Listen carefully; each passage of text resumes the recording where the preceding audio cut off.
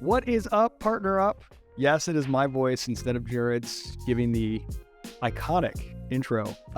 Jared is under the weather today, so I'm taking this one solo. Really excited about this conversation. Before we jump in, I just want to throw in there a little shout out to the Partner Hacker team. I just was looking over Partner Hacker Daily, the newsletter that we launched a little over a year ago, the #1 newsletter in partnerships. And it's just been super awesome to see that thing go from nothing to, we have around 6,000 members now, and putting the content together for that every day. And that is the Partner Hacker team, but they're just acting as kind of curators for like the whole ecosystem. We're just getting more and more all the time. We can't even keep up. All of you out there, PartnerUp listeners, people that follow us on social, people that are reading articles on partnerhacker.com, just sending us the best stuff that's out there in the partnerships ecosystem. So send in stuff if you want to Partner Hacker Daily, and subscribe. Share it with your friends. Get some subscribers. We usually do not do CTAs about subscribing to the newsletter or anything on here, but I've been like just stepping back and realizing what an amazing resource that newsletter is. So I had to shout it out. So enough of that. Now we're going to get into conversation with somebody who knows a lot about success in really winning in an ecosystem. Connor Jeffers, founder, CEO of Aptitude 8, now also founder and CEO of Hapily, which is a software company that took some investment from HubSpot Ventures recently. We'll get into both of those. Connor, welcome to PartnerUp. Hello, thank you. Lovely to see you. You as well. I know I've mentioned this on a couple other like events and things we've been on, but you and I actually know each other from way back. Almost 10 years. Yeah. Because I feel like you and I like bumping back into each other is just like the world is small manifested into reality of like, I was like, I worked with you. I worked with Praxis for a while. I was like a Praxis customer. I was a Praxis like advocate. And these were long before either of us had anything to do with the things that we're up to now. Yeah. The closest, the connection is you were way ahead of the curve, at least ahead of me, when it comes to marketing automation, HubSpot, using all these tools. And you were like constantly trying to get me to get Praxis leveled up and living in the future. I was pretty slow to move on those things. And man, you were proven right so well. So it's been just so wild to see, last year when you're like, wait, Partner Hacker, what are you doing playing in my playground now? Like what is going on here? So I want to get just a little bit of maybe you could help me fill in the gaps, from back then. I know you were working like a venture studio, and I know you were doing some other stuff as well. When did you make the move to launch Aptitude 8 and say, okay, I want to create I was going to say agency, but I know you don't like the word agency. So maybe you could tell me about that too. So if it's not an agency, what is it? And what was the impetus to launch and create Aptitude 8? Yeah. So Aptitude 8 today is even different than what Aptitude 8 was. But Aptitude 8 today is a technical consulting firm, and we do implementation, integration, and optimization on the HubSpot platform. And we'll talk a little bit about like what that means and how it's changed. But I think the background for me is when I was first working with you, I worked in sort of venture tech businesses for a while, ran growth teams, went to the venture side, was an operating partner at a venture studio out of Chicago. We built a handful of companies over there, which was super fun. And then I left. I had a business partner. We were doing kind of like, we basically tried to do it again, which this will tie into the Hapily story a little bit too. But we were basically you can't stop doing these. I can't. Yeah, exactly. That's like the running thread is like I can't control myself, or I can't focus, depending on which way you'd like to call it. But I think when we were doing the venture studio, we left, we started a new one. We were doing sort of like, hey, we'll do consulting and we'll fund the venture studio with consulting. And what we found out is like doing a venture studio without millions of dollars of LP's money is like really, really hard. So that didn't go anywhere, but we started to hit this nerve on the consulting side, and we were working with Salesforce Ventures. We were doing some stuff with HubSpot. We were basically coming into early stage organizations and helping them kind of like build their foundational technology stack and operating infrastructure and like how they build all of that stuff.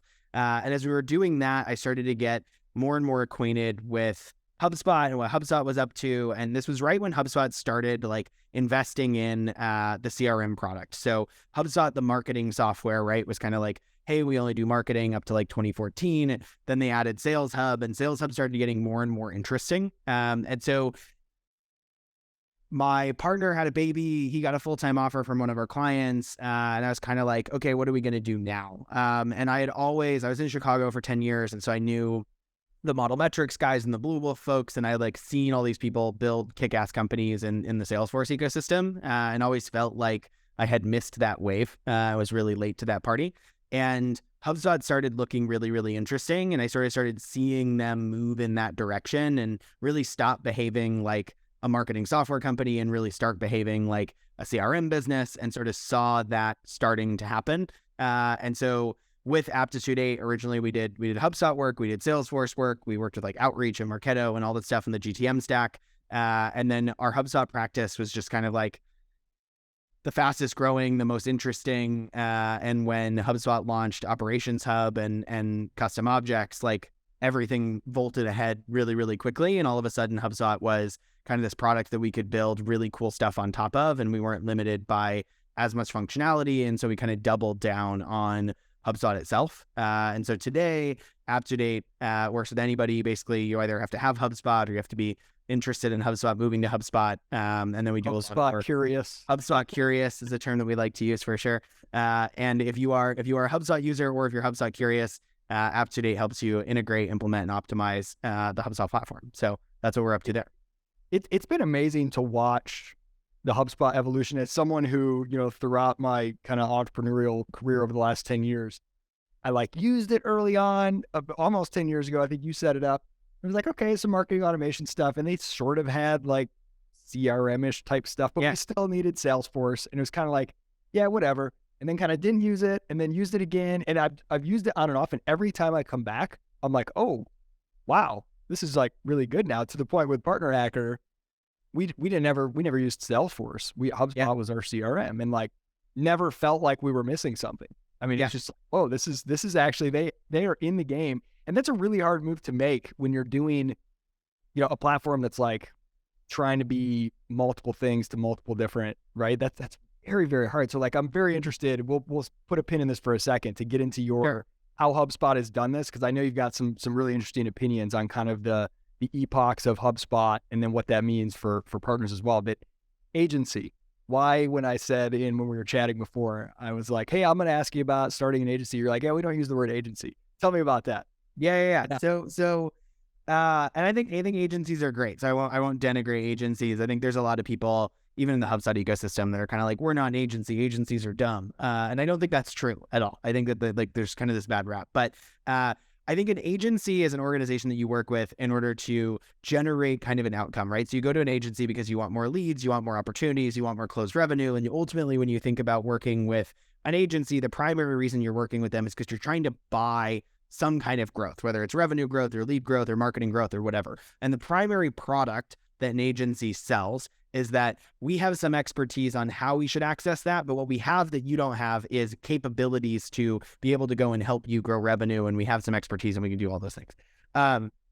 Aptitude 8, by comparison, is none of our customers buy leads or revenue or growth from us at all. That we are effectively a construction company or an architecture company, and we really come in and we help you say, okay, you want to build a building, you want that building to have electricity, you want it to be 100 floors, you want it to be commercial grade, like we'll help you figure all of that out. We'll do all the plumbing, we'll do all the electricity, we'll wire up everything. We don't build buildings. All this is kind of a CRM metaphor. Yep. But I got you though. It's the difference between like, hey, you want us to build you a stadium that can accommodate 20,000 people on game day, and everyone will have a great experience, and it's going to maximize the amount of revenue you'll get from them, from concessions and all these different things. We'll do that. We're not going to drive the 20,000 attendees there for you. Right. That's a separate thing. That's nothing to do with us. And I think that the difference there, right, is, and I don't think you can do both. I think you either are really good at construction and you're really good at building stuff and you really understand how that works, or you are really good at marketing services. And often what we see, I think especially in the HubSpot ecosystem, is there's folks that are really good at drawing people to the stadium, and they know how to, they're like, okay, we need to fix a couple of these chairs. We might need to like add some, we think we should change the concession stands. Like they're really good at that. And I think what we see is, so like we have the largest technical consulting team in the HubSpot ecosystem by and large, because those are the only people we have. Like everyone that works here is either a developer, a support resource and our people ops team or operations team, or they're a technical consultant. That's everybody. There is no one else. And so we don't have account managers. I don't have content creators. I don't have marketing strategists. Like I have nobody except for technical consultants. And so what we see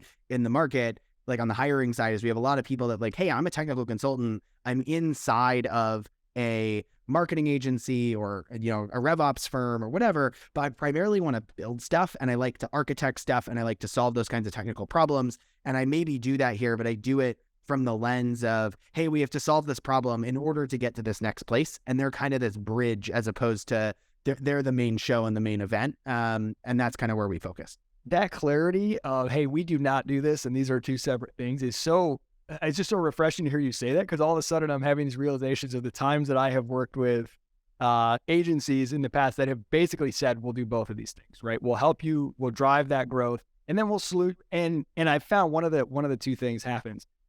Either I'm thinking, great, I'm going to see my traffic and my leads and my everything go up and to the right, and I'm paying them to do this. And instead I'm like, well, all they're doing is spending all this time thinking around if making operational efficiencies. I paid them for growth because they told me they could do that. Or the other, they go out there and they get some activity churning, but our whole process is a mess. No one can track or measure anything. And it's almost like the more it grows, the worse it gets. And then you're like, is the growth I'm paying for real growth? Like, okay, our numbers are up, but our revenue is the same. So are they just getting crappy leads, or is it because we're dropping those somewhere in the and you can't tell because this. So here's the question for you. And then we'll kind of get more into the partnership stuff. I know this is the PartnerUp podcast, but I can't help geeking out on some of this, you know, marketing and early company stage stuff. Do you think there is a sequence that makes most sense? So if we're sticking with a stadium analogy, is it like, hey, wait till you're selling out and everybody's complaining about lines at the concession stand and then bring in the architects to make everything efficient? Or is it like, no, we do that from day one, set up everything, right? Because to me, that's a big investment. Yeah. There's like, I think the cost of fixing it gets higher the longer you go. But on the other hand, as like a scrappy, bootstrappy type founder, I'm like, I don't want to worry about any of that stuff until there's whether you have to survive. Like, I think that's really the question. Like, if you're in survival mode, like how effectively you're surviving, like, does it matter? You're just like, I'm eating, I'm drinking water, like, I'm not dead. This is great. And like every day it's that problem. And someone's like, oh, well, we could get like the water a little bit faster and these things. And you're like, do we have water for tomorrow? And I think that's a very different mindset. And I think what we've done, and we certainly started of like, let's work with lots of really early stage companies. And we totally still do some of that. But I would say most of our work is these days, like larger scale organizations migrating from a Salesforce or a Dynamics and trying to like implement and build something new. And they're wanting all of the benefits that come with that. But they have a marketing team. They have an internal sales team. They're not trying to outsource some part of their core function. They're trying to build and migrate and create something new. Or we often see like very capitalized organizations trying to get up and do stuff. And I tell folks all the time, especially if like, hey, we're really early stage, we're really scrappy, we're not really focused on building this thing into this repeatable infrastructure model. We're really just trying to get something going right now. And my answer is like, don't work with hyper technical stuff. And I think that's one of the reasons you've seen HubSpot grow so effectively at that lower end of the market as well, is because it's fast to get up and running and you can do a lot of stuff yourself out of the box. And that makes it a default choice for a lot of these really early stage hyperscale companies, because when you're changing things so quickly and you're like, this is my business process this week, and next week we might do something completely different, you really need something that's hyper flexible. Yeah. Their HubSpot's ability to scale all the way up is just massively impressive. To be something that you truly can use when you're a 3-person company and you're just going out of the box, all the way up to, I mean, I don't know what the upward limit on HubSpot is, but it's been pretty cool to see that. So this kind of takes me into getting into the HubSpot ecosystem a little bit.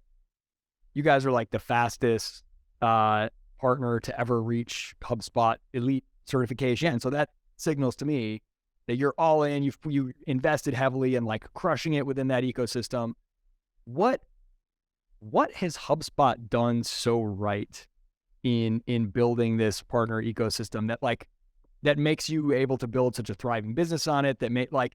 What have they done that others have failed to do? What do you see from your vantage point? And not necessarily in the early days, but like even now, like what are they doing, in recent times to keep that so thriving? Yeah, I mean, I think the biggest thing for HubSpot is like HubSpot is super partner centric, like as an organization. There's some like 43% of HubSpot customers are attached to a partner. Like they have a partner in their portal, and wow, that's nuts. That's like a crazy number. And I think what they do as an organization is, and I was literally just talking to a Salesforce partner like a week ago who's starting to look at the HubSpot ecosystem and some of this other stuff. And he's like, Salesforce never cares about us. And we've like become a HubSpot Gold partner because we're just adding Marketing Hub to our Salesforce customers. And like, we source way more revenue for Salesforce than HubSpot. And we feel like HubSpot like cares about us more, which feels odd. I think they're this very partner-centric organization. They care a lot about how partners work in their ecosystem. They have dedicated partner managers to folks. They have partner events. Like partners is a core constituency to HubSpot that they care about as much as customers and employees. And I think that really manifests in how they approach the market, how they build things, how they do stuff. And you see it of like, they have in HubSpot, you can switch seamlessly between all of these different customer accounts. It's in the product in the way that they like have mechanisms for you to get access and open up features to you as a partner. You have direct lines into HubSpot at large. And I think that I think some of the HubSpot partners, when they get frustrated with some of the changes or things that are happening writ large, I think that it comes from a little bit of like, kind of like I've never been out of the country, and it's how it sort of feels sometimes. But like things can be really bad with other people. Like they don't care, and you have issues, and like no one takes you seriously. It doesn't mean that you're always getting a better outcome, but I think that HubSpot really has been very partner centric, and they've really worked as the partners are a key constituency we care about, and not just like a means by which for us to acquire new leads. One thing that I have noticed, and you probably know this much, much better than I, but HubSpot is really good at giving the answers to the test. So when it comes to people that are interested in partnering with them, it's not like, okay, here you go do these things, and then you can fill out this form. Status. They literally are like, here's every step. Like you feel like it's, a tutor that wants you to pass the test, right? So, because I was just talking to a friend because I was poking around and learning more about their ecosystem over the last several months, especially, and was talking to a friend who runs a really small agency, and he was showing me like they send him this whole, and this is like way, way down market stuff. He's a one-person agency right now, and he's going to hire a few people. They sent him this whole spreadsheet checklist that's like, here you go. Here's all the things. Go ahead. You fill it out. It's a little workflow. You fill out when you've achieved this and this and this. And it's like every single step, we want to show you exactly how to succeed with us and give you all the answers to the test. And like, there's just something, to your point, like it feels like, wow, they want me to succeed. And that's like a cultural thing, it's like, I think it is so cultural, and it is so embedded in how they approach things that I think it's we want you here. We want you to be a part of this. And I think it's really interesting because when you think about how they've adapted from like that approach and angleness, like it's weird for people because they'll come in and they're like, this is like a very weird kumbaya type of space. And I think that there's times that are weird, right? We're like, HubSpot will come to us and be like, hey, like they're running this event right now, as an example, where they're doing like the partner to partner showcase. And the partner to partner showcase is like partners showing other partners things they've built and how they built them, and like doing knowledge share and transfer.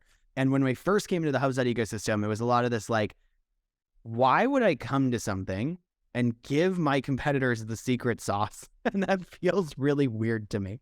And I think what's really interesting is that attitude, which to be fair, like I think as they've evolved from, we have a whole bunch of marketing agencies, and those marketing agencies do completely different things to completely different customer segments. And the only similarity is they use HubSpot to do it. Now shifting to like, these are partners that are vying for the same deal and the same opportunity and the same implementation work. Some of that hasn't necessarily completely adapted over, but I think that like that attitude in the beginning was met with HubSpot of like, yeah, just come on down. Like, is HubSpot coming for Salesforce? If you're Salesforce, how worried are you? I mean, I just looked up their market caps, like 194 billion to 21 billion. So they could be like, yeah, a little HubSpot, that's cute. But like, what my friend TK Coleman always says, would you rather put your money on the guy that looks pretty ripped because he used to go to the gym but hasn't for a year, or the guy that doesn't look that great but he's been going to the gym every single day for the last 6 months? Like, it's about that direct. Like, I think it's that. Yes, I mean, I think the answer is yes. I think that HubSpot has said, hey, we need to go build our core CRM platform. They are crushing in the lower end of the market, and to your point, they've kind of become this default choice for like early stage startups. And what we're seeing happen is the upper end of the market. Lots of people have Salesforce fatigue. Lots of people are frustrated with how much they spend on the software, the team internally to support it, the external services and consultants that they get in order to make it work, and feeling frustrated by what they're getting. And those customers for a long time have been looking for something else. And for a long time, there just wasn't anything. Like, your option was like, you go Salesforce, or you go with like the CRM module of like Sage or NetSuite. Like, it's worse. And I think that those customers are drawn to HubSpot. And I think what's happening and what we see us doing in relationship to like, what's our relationship with HubSpot at this point? Like, we are a co-sell partner. Our job with HubSpot sellers, HubSpot prospects and customers, like my lead form, 100% of the inbound leads on the Aptitude website are, hey, I am a HubSpot customer, or I am HubSpot curious, and I want to build this thing, and I want to do it in HubSpot, and I want to make it work. Can you help us, show us how it's possible? And what's happening is that shifting from, oh, well, the feature doesn't do that or whatever, to like, yeah, we can do that for you. And I think that's how the shift happens, is the product has achieved parity. The market sentiment is still tipping. This might be sacrilegious to say on the PartnerUp podcasts, but I wonder, I'm just thinking out loud here, if there's a way in which a certain type of partner-centric approach can really harm your ability to go down market. I'm thinking about, Benioff being like, for every dollar that we make, our partners make whatever. The big investment in this partner ecosystem for Salesforce, which obviously has been massively successful.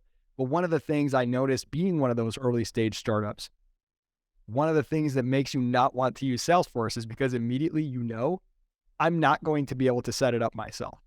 I'm going to need to hire a third party because it's complex, it's complicated. Now, that's great for the robustness of that ecosystem, that like you've got these, solutions partners and everything involved. But it really limits that, like, if you can't do it out of the box self-serve, that first rung, those first couple rungs on the ladder are not available to you. So it's kind of like, how do you combine that like PLG, early self-serve user with, hey, super users need all kinds of stuff. They need all kinds of, supports around you. Just kind of thinking out loud about that. No, I mean, I think what's interesting, right? And I was just trying to find the number, and I can't find it. But like, there are Salesforce partners that source billions of dollars of services revenue surrounding the Salesforce platform, and Salesforce is dependent on the likes of Accenture and Capgemini and Slalom to retain and expand that Fortune 500 customer base, and that is like a massive percentage of Salesforce's net revenue. And so when Salesforce looks at the product and they look at how the product works and they look at who they're building and who they're solving for, the avatar of who Salesforce is building features for is the senior architect at Accenture that manages the Pepsi account. And how can we give that person the functionality and ability to deliver something for Pepsi global in all of these different pieces? Like that's who they're building for. HubSpot, by contrast, is building for the VP of marketing, the VP of sales, the RevOps leader, and increasingly this technical operations person who maybe is doing some coding, maybe building some stuff, stringing together systems, cares about the API. But I think that you see that in the way that they build product and what the features do and how they work. And there's certainly some things that can sometimes be frustrating there. And I think that some people are like, well, Salesforce is infinitely extensible and can build everything under the sun. And I think that's right. And I think that if you are a Fortune 500 company today, HubSpot is not on the table for you. But if you're most anyone else, Like, it absolutely is. And the metaphor that the companies that would be the Fortune 500 companies tomorrow. Yeah. Right. And I think HubSpot's catching up in that arena fast. The extensibility is crazy. The anecdote that I've been sharing recently is like back when I did Salesforce work, the number one thing that we had to teach our teams and I had to teach our developers to do is just because you can build that thing doesn't mean that you should. Because if you can build it and it works, it might not be usable for the end user. And we used to not care about that on HubSpot at all because you just couldn't really build yourself into a corner. That's changing. We're running into situations where like, oh, we can code it, we can build it, we can string together some CMS pages and some serverless functions and some coded actions and some CRM cards, and we can like build this thing that's really intense. And then we have to be like, oh, wow, this isn't usable or maintainable. And like that's starting to happen. And I think that the opening of that means that HubSpot's really nailing this end user usability, extensibility concept while also allowing for a high degree of customization and tailoring for some of those upmarket customers, which is really where we like to play. So, man, I feel like there's so many things on my list that we have. It just breezes by. I'm having so much fun. This is an education. So you mentioned that you have this kind of the 4 epochs of HubSpot that you've sort of mapped out.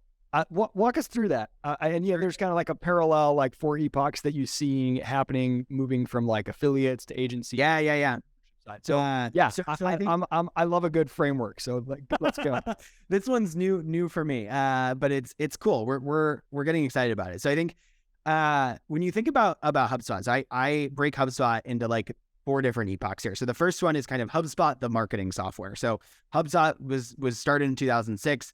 They had this marketing software. They had, I think originally the first product was just like a blog builder. Then they were like, oh, we have landing pages, we have email marketing, and we like added more and more functionality. But the HubSpot as a marketing software company was true from 2006 to 2014. And in 2014, they launched the CRM, the first version of Sales Hub on the CRM side, which sort of came out of an acquisition and they put it in.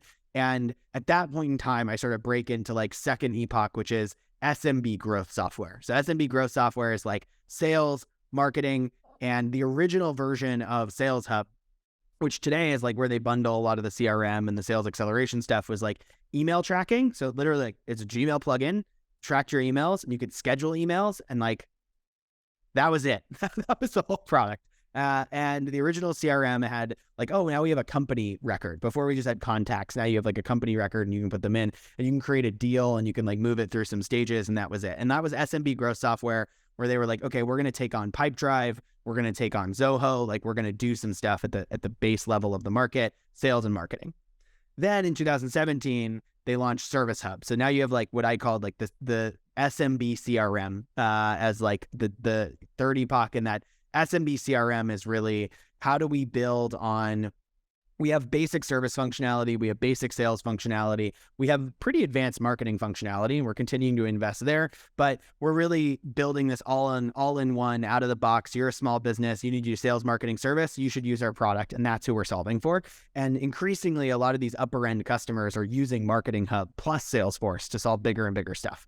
And then I think in 2021, when we think about like, when did things really change for Aptitude 8? When did we start saying like, whoa, there is a lot of opportunity in the HubSpot space, was really in 21. And in 21, HubSpot added custom objects. So now you're not limited to companies, contacts, deals, tickets. Like you can build whatever you want, any object for anything under the sun. And Operations Hub, which now you can add code inside of HubSpot, and instead of being limited. So that basically did 2 things. One, your data model is no longer limited to what does HubSpot give you? You can now build it for whatever you want. And your automation functionality is no longer limited to what does HubSpot give you? You can build whatever you want.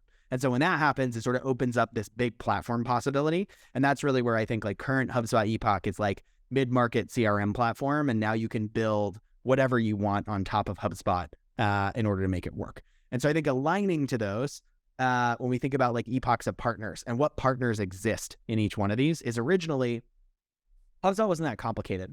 So you couldn't do that much services on top of it. Like it's hard to do, like you're a blogging platform. People maybe could sell content services. So the majority of the partners, the original HubSpot partners, were affiliates. Like their job was like, we're a marketing agency. We refer people to HubSpot. We get a check. And that's why HubSpot's original model, and it was this way for 10 years, right? 2010, more than 10 years, what, 12 years, 13 years? We're old.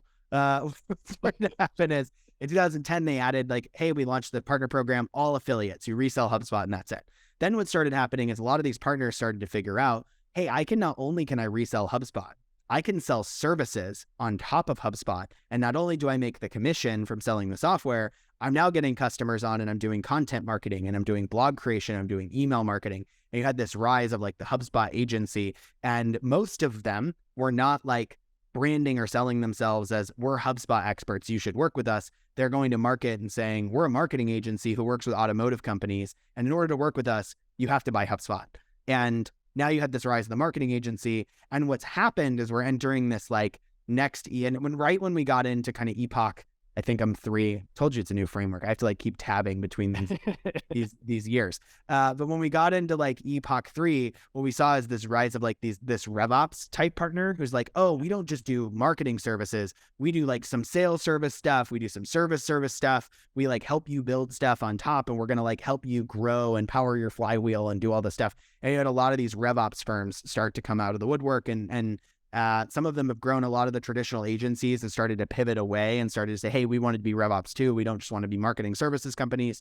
And what's also started to happen, and I honestly think this is in the last year. So when Custom Objects came out and when Operations Hub came out, we did this like Operations Hub playbook of here's all this cool stuff you can do with Operations Hub. And that was this mega viral content asset because everyone was like, why would I write code in a HubSpot workflow action? Like, why is that interesting? We were like, here's all this cool stuff you can do with it. And so I think now you're starting to see the very initial parts of technical consulting partners that are starting to come in and say, ooh, we can help a company build really cool operational infrastructure and deliver remarkable, amazing customer experiences. And we can do that on top of HubSpot, the platform. And that's what we do, as opposed to coming in and saying, we can help you use HubSpot, the feature set, to accelerate your growth and help you do all these things. And so I think that as HubSpot has changed, partners have adapted and pivoted and modeled themselves after it. And some of that has been reactionary, but a lot of it has honestly been HubSpot going to market and saying, this is what we need now. And you guys need to look this way because that's the type of partner we need to accelerate and grow. What an amazing rundown. I love that. I hope you got some visuals that will be coming out at some point. Yeah. We'll take some of the stuff we have internally and make it into a big blog post, I'm sure. Oh, I love it. You said that guide when they came out with the, custom objects and all that stuff, that Aptitude 8 made that kind of guide to Ops Hub and everything you could do with it, and it went viral.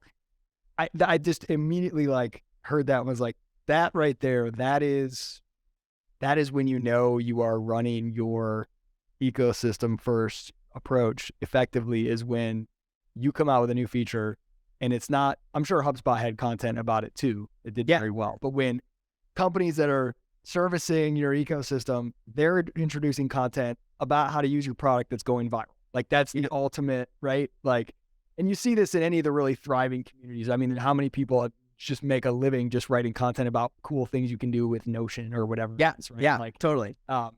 Do you, okay, so let me ask you, do you work with other vendors? Like, do you do implementations? I mean, I'm sure as you're building out people's stack for them, you're pulling in all kinds of other, are those like, do you have formal partnerships with anyone else? Are you trying to get certified by any other vendor? Yeah. HubSpot.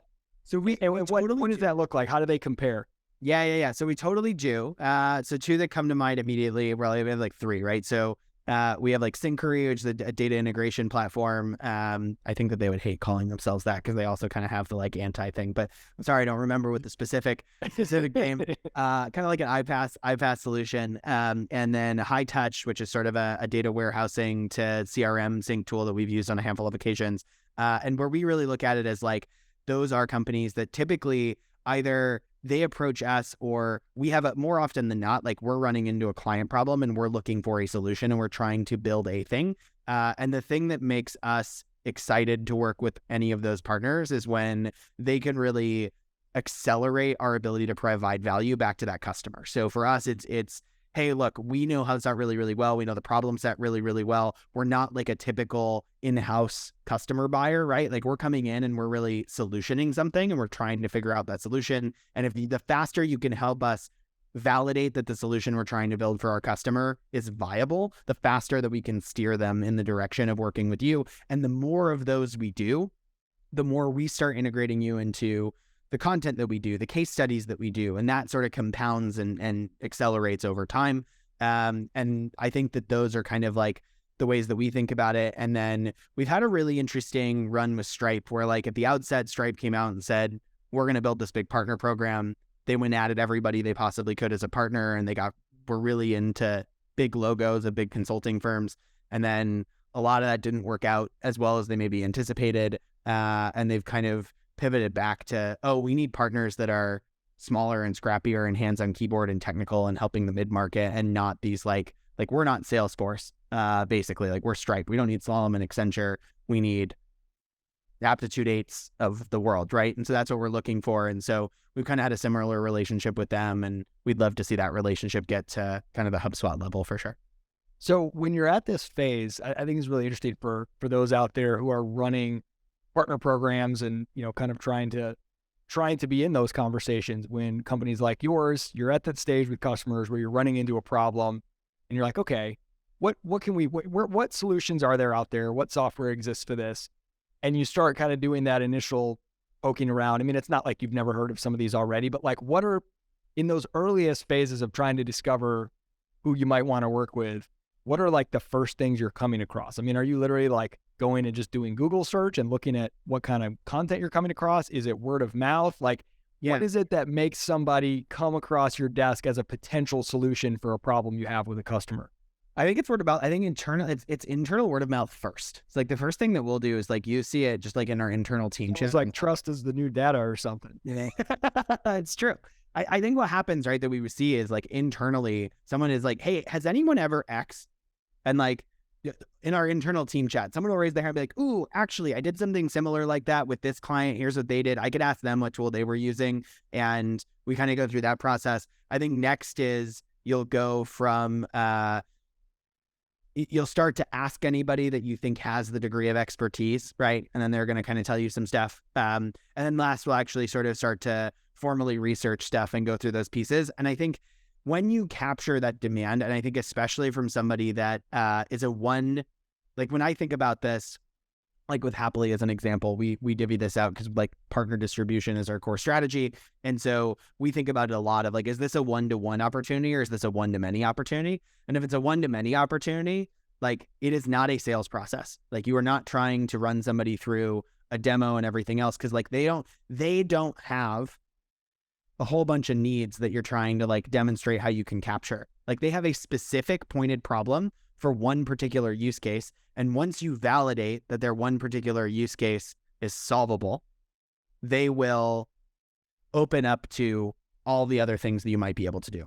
But what we find, like, so for, I'm rambling a little bit, but hopefully you're not. I think I'm going the right direction. For Happily, what you do is like, if you are a HubSpot partner and you are asking about a Hapily app, or if we have a customer who installs something and they're connected to a partner, we go reach out to that partner and pull them in. The conversation is immediately, let's show you how this can do the thing you are trying to do and solve that problem. And once we validate that use case, we can start exploring all sorts of other stuff, because you're talking about a technical buyer with a pointed problem who's looking for a pointed solution, which is very different than a business buyer evaluating options and trying to compare and contrast you to a bunch of other stuff. And I think if you immediately go into a demo type of environment with that business buyer, they're going to get lost and they're like, well, what problems do you solve? Why should I care? Whatever else. That solution buyer is like, show me that you can do the thing I need to do.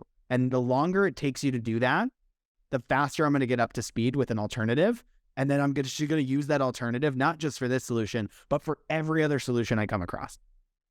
Man, when you were talking, I got so excited, Connor, because I asked you, hey, how are you have a problem with the customer. How are you deciding, which software tools you want to go look at as possible solutions? You said three things in the first two. First was in our internal team Slack, in your trusted community of people you're saying, has anyone ever X? And then next you're like, hey, who has the expertise on this? And then you're like, and finally, we'll do some formal research. Jared and I have been on this kick lately of this idea that we've moved from the how economy to the who economy. And in the how economy, it's like, how do I solve X, right? And that's mostly Google. You're doing product comparisons like G2. You're trying to get the information about how to solve something. Now that there's just so much information that people have switched to asking who. Who do I know that I can ask about this? And your first two things were who questions. Has anyone here done this? You're asking who on your team has run across this before. You're asking who has the expertise. And so like that is where and again, I mean, it's right into our thesis with Partner Hacker, like trust is the new data. We're just overwhelmed with all this information. So being in those conversations or partnering with those who already are in those conversations, right? Like that's where it matters. It's those personal connections, those nodes of trust. That nodes of trust is like a really good way to think about it. Yeah.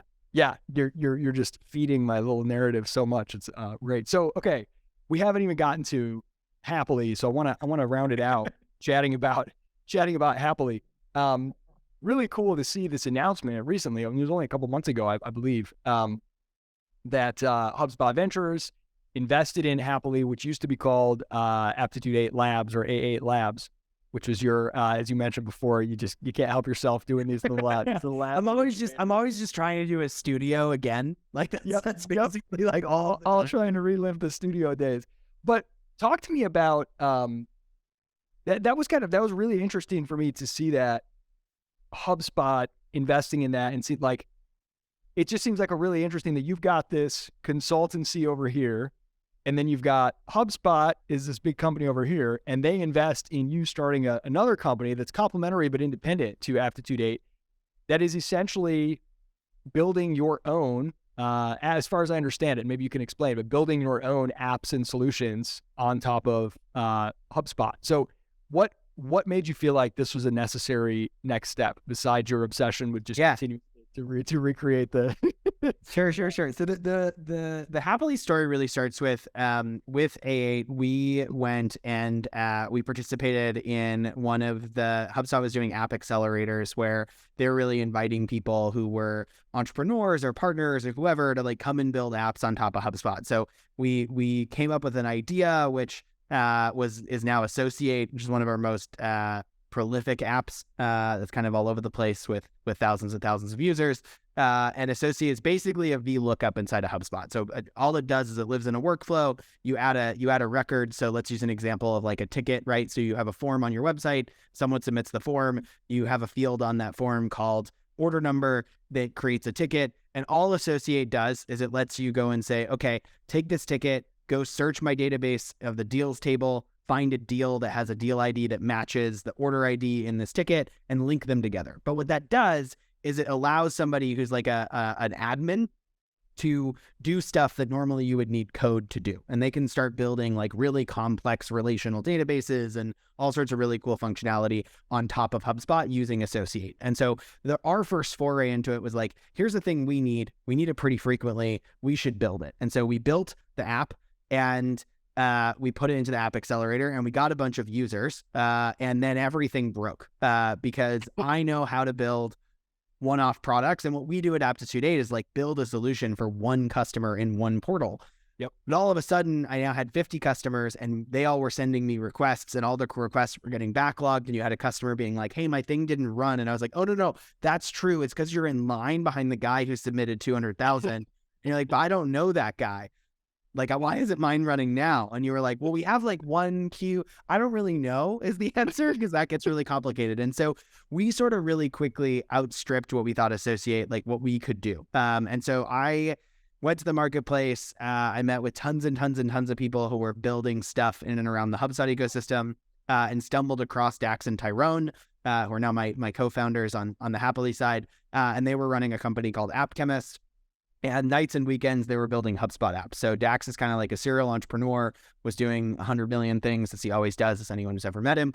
And Tyrone was leading technical M&A at KPMG. And they were kind of nights and weekends building HubSpot apps on the side. Met them and was like, hey, your guys are building really cool stuff. Here's our vision of the future of like, I think that there's going to be a huge ecosystem of people building apps and products on top of and around HubSpot.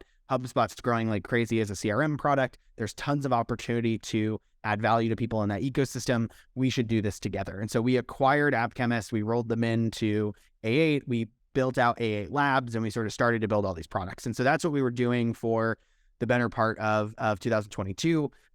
In that process, we have like right now, I think we have like 30, I don't know, we have somewhere between 3,000 and 4,000 installs across all of our portfolio of apps. And we started talking with HubSpot Ventures, and they were telling us how, hey, we really think that somebody needs to go and build this app studio in the HubSpot ecosystem. We're really excited about companies like AppFire, which is in the Atlassian ecosystem, or Bolt Commerce in the Shopify ecosystem. And we really need to draw people in to come build stuff on top of HubSpot. The difficulty is we can't really invest in a partner because there's a lot of concerns there for a whole bunch of different reasons. And we don't typically lead investments. So we look for somebody to have like a lead investor, like a Sequoia or an A16Z. And then like we write a tag along check. That's kind of like our jam. So we don't really know how this would work. And so the conversation I had with them was, well, what if we spin this out? What if you guys lead it? And what if we do it as a separate company and we sort of go really heavy in the HubSpot ecosystem? So we all got really excited about this idea. We spun it out as a separate company. And so now Hapily is out here building HubSpot apps, and our play is to build a whole bunch of stuff on top of HubSpot for HubSpotters, HubSpot partners, and HubSpot customers. So for you personally, how is it going so far? I ask you this as someone who ran... Who has similar afflictions? I had a bootstrap, basically services company, right? Not software business that was, running along. And then I tried to build a software platform that was venture backed and run both at the same time. I did it a lot worse and a lot more messy than you did. I made a lot of mistakes there, but just the differences in the incentives when it's like, okay, we gotta, bring clients every month. We're running our business, our services business, versus what are we trying to invest in and build the software company? Like, does that just fragment your brain, or are you just right in your sweet spot, jumping between those two? It's definitely hard. I'll say like my years of consulting with multiple companies at once and like context switching and code switching all the time. And I don't know. I have some superpowers that are a little few and far between. But one of them that I know that I could do, that I get credence from other people, is like I can pretty quickly jump between different contexts. And I think it's just like lots of training of, I was a freelancer, I was a consultant, I built this services business on like serving multiple customers at one time and jumping between, business model A to business model C and having those conversations. And so I think, one, I'm good at that, and that's been a little bit helpful. They're totally different. I think the other piece is like, I have an incredible leadership team on the Aptitude 8 side, and they run the majority of the business on a day-to-day basis and do a really bang-up job. And so on the Hapily side, Dax and Tyrone are amazing. We've really built out a pretty solid team on the Hapily end. And I think about my job and my role is I need to build, maintain, and manage a really strong relationship with HubSpot, the mothership. So I spend a lot of time doing that. I really need to know what HubSpot, the product, is capable of, to both know what types of software we need to be building, but also what kinds of services that could theoretically be provided.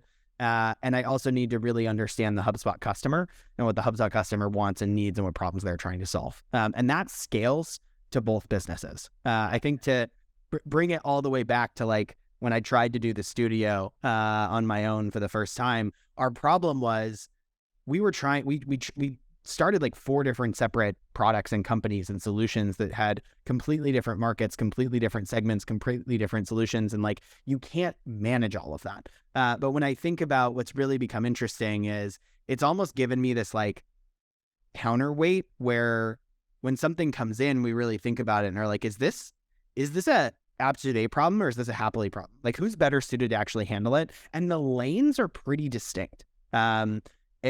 We really look at it as like, is this a problem that is a one-to-many? We're building a product. We're going to support that product. It's going to be installable by a user. It's going to be configurable by a user. It like really needs to have lower level requirements in order for it to be largely successful. Or are we building something that's specific to one company, one organization, one distinct problem set? And that really helps us guide it towards the organization best suited to solve it. Yeah. If Jared were here, I think he loves to say this phrase, operating in your zone of genius.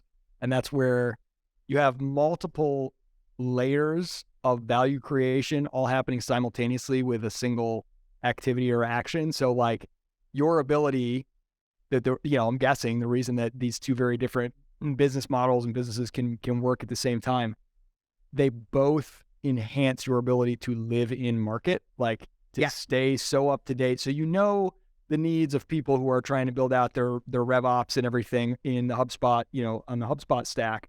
But you also know the builders who are building apps there, right? Their world because you're one of them, right? And then the people who are looking to buy or use new apps in the HubSpot. And these things just like feed each other. Each one makes you better at the other thing. And that's like where you get that. That it's so interesting you mentioned that with the lab, because that was one of my own realizations was, trying to spin off a software product from a services business. I did have all of these earned secrets, but they were for a very small niche of the market that behaved totally different from the market as a whole. And I took those assumptions. I built a product that turns out served that niche brilliantly and they loved it, but nobody beyond that niche, because all of my live-in market knowledge came from this tiny subset and I underestimated how different they were from the rest of the market. But finding the way where they layer on top of each other and saying, look, we're serving the same market with different solutions, right? Like everybody in this HubSpot ecosystem, that those things can actually be additive. So you're not actually pulled in two directions. Like if every time you have a meeting or do something for Hapily, it probably actually makes your work at Aptitude 8 more valuable and vice versa. And that's where that's the pitch anyway. That's the pitch. I think it's true the majority of the time. Might help you justify this decision to yourself, Exactly. Is it true, or does it really just reinforce my feedback loop? I don't know, but feels good. I love it. This is absolutely awesome. I feel like we could have gone all the more. We'll have to get you back again. And what we're like, if people want to dive into some of the content you're putting out there, is LinkedIn the best place to LinkedIn, find? Man. Okay. LinkedIn's the place to go. I only have the one outlet personally. We have like newsletters and stuff across all of our other channels if you want to check those out. But follow me on LinkedIn. I talk about this stuff all the time. If you're interested in this stuff, reach out. I'm exceedingly accessible. I often get like, whoa, you were replying to me really fast. You're actually going to talk to me. And I was like, yeah, I'm happy to. So feel free to reach out. Exceedingly accessible. I like that. Much to the chagrin of all of my loved ones. Hey, trust me, I can relate to that. My wife's like, have you ever thought about not doing the zero inbox thing? Connor, it's so awesome to talk with you. Partner up. Peace out. We'll see you next time. Absolutely. Thank you.